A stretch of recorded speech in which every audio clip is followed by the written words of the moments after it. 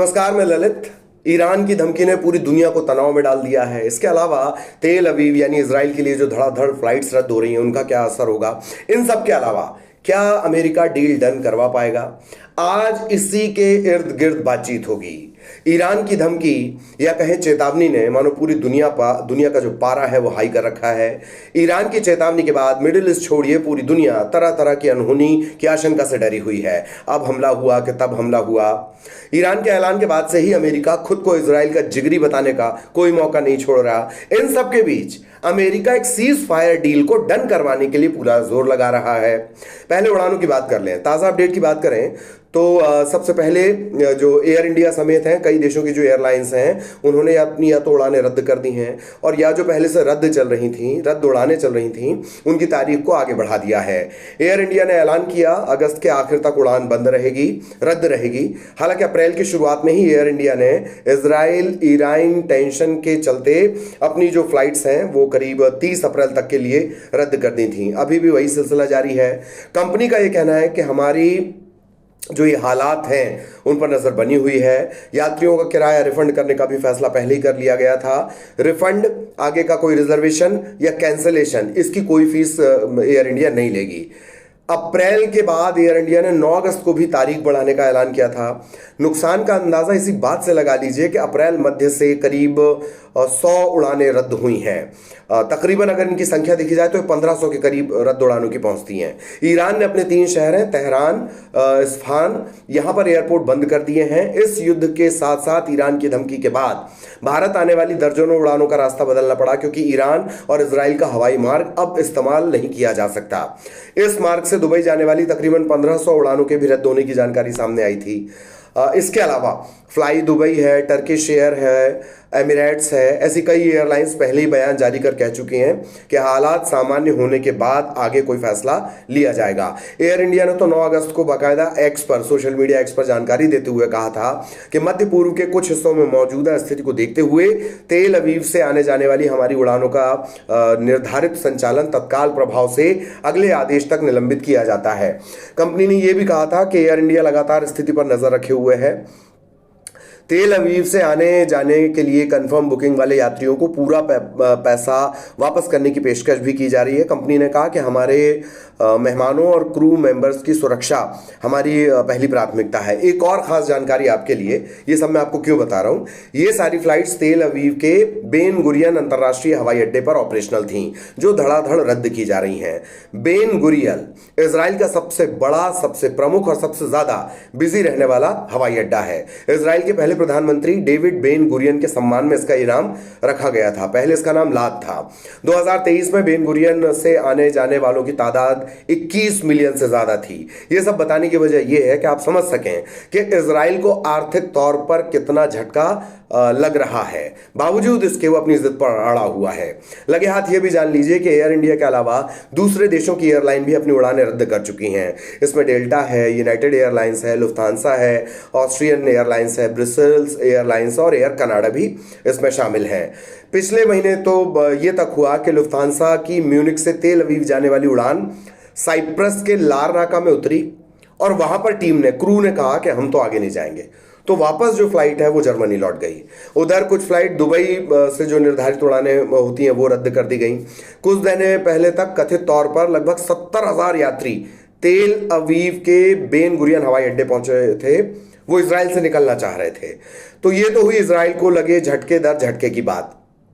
अगला एंगल इस बातचीत का क्या है तो वो जान लीजिए। स्वघोषित चौधरी अमेरिका सीज फायर की कोशिश कर रहा है, यानी फायर लगाकर फायर फाइटर बनना, फिर फायर बुझाने की कोशिश करना। कमाल है।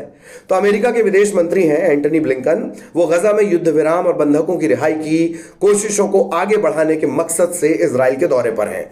ये पहली बार नहीं है।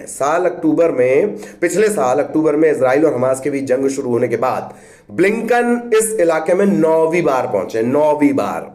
और अंदर खाने की खबर यह है कि 9वीं बार भी नाकामी ही हाथ लगी है। ब्लिंकन की यात्रा से कुछ दिनों पहले ही अमेरिका ने इजराइल और हमास के बीच शांति स्थापित करने के लिए नया संशोधित प्रस्ताव पेश किया। पिछले हफ्ते दोहा में शांति की कोशिशों के लिए की गई बातचीत के दौरान अमेरिका ने ऐसी आशा जताई कि युद्ध विराम के समझौते पर बात बन सकती है। हो कुछ नहीं रहा है। हालांकि हमास ने युद्ध विराम के समझौते की कोशिशों को छलावा बताया था। हमास इजरायली सेना के पूरी तरह से गजा पट्टी को छोड़ने की मांग कर रहा है। एंटनी ब्लिंकन इस दौरे पर इजरायली सरकार पर समझौते के लिए दबाव बनाने की भी कोशिश कर सकते हैं, और सब जानते हैं कि इजराइल और समझौता मानो सांप और नेवला। हालांकि दोनों ही पक्ष एक दूसरे पर शांति समझौते में बाधा डालने का आरोप लगा रहे हैं।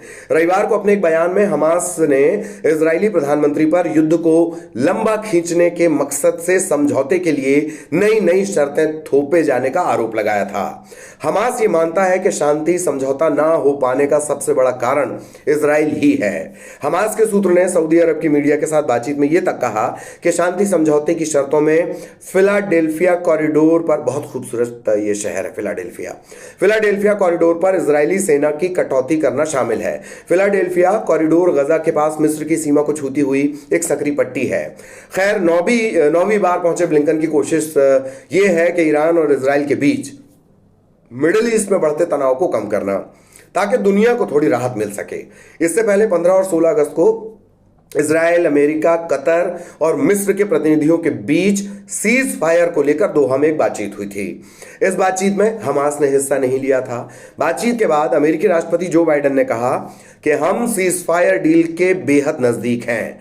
हालांकि हमास ने सीज फायर डील में नई शर्तों को शामिल करने का विरोध जताया है। सीज फायर डील के दूसरे चरण की बातचीत इस हफ्ते मिस्र में हो सकती है। इस बातचीत के लिए इजरायली प्रतिनिधिमंडल रविवार को बाकायदा मिस्र के लिए रवाना भी हो गया। शाम को सीज फायर को लेकर चल रही तमाम कोशिशों के बीच गजा में इजराइल की तरफ से की जाने वाली तबाही में कहीं कोई कमी नहीं आई है।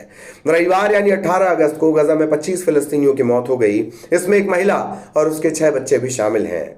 इजराइल का तो पता नहीं, लेकिन आपका जो कलेजा है वो कांप जाएगा ये जानकर कि महिला के सबसे छोटे बच्चे की उम्र थी 10 महीने। सिर्फ 10 महीने का वो था। इजराइल दूसरी तरफ लेबनान में भी हमले कर रहा है। रविवार को दक्षिणी लेबनान में इजराइल की तरफ से जो हमला किया गया, स्ट्राइक की गई, 10 लोगों की जान चली गई। इस हमले में 5 अन्य लोग भी घायल हुए हैं। मरने वालों में 2 बच्चे भी शामिल हैं। इस हमले में मारे गए सभी लोग सीरियाई नागरिक थे। इसके अलावा हिजबुल्लाह की तरफ से किए गए रॉकेट हमले में 2 इजरायली सैनिक घायल हुए हैं। 31 जुलाई को हमास चीफ हानिया की ईरान में मौत के बाद से इजराइल और ईरान में लगातार तनाव बढ़ता जा रहा है। हानिया ईरानी राष्ट्रपति मसूद पजेश्कियान के शपथ ग्रहण समारोह में हिस्सा लेने के लिए तेहरान गया हुआ था। ईरान ने हानिया की मौत के पीछे इजराइल का हाथ बताया। इसके बाद ईरान के जो सुप्रीम लीडर हैं खामनेई, उन्होंने इजराइल से इस मौत का बदला लेने की बात कही थी। बस तभी से दुनिया में टेंशन है। सीज फायर की बड़ी बड़ी डींगे हाँकने वाले अमेरिका ने खामनेई की धमकी के ठीक बाद इजराइल की रक्षा के लिए मिडिल ईस्ट में युद्धपोत, एयरक्राफ्ट कैरियर, पनडुब्बियां जो उसके पास हैं आधुनिक, वो तैनात कर दी।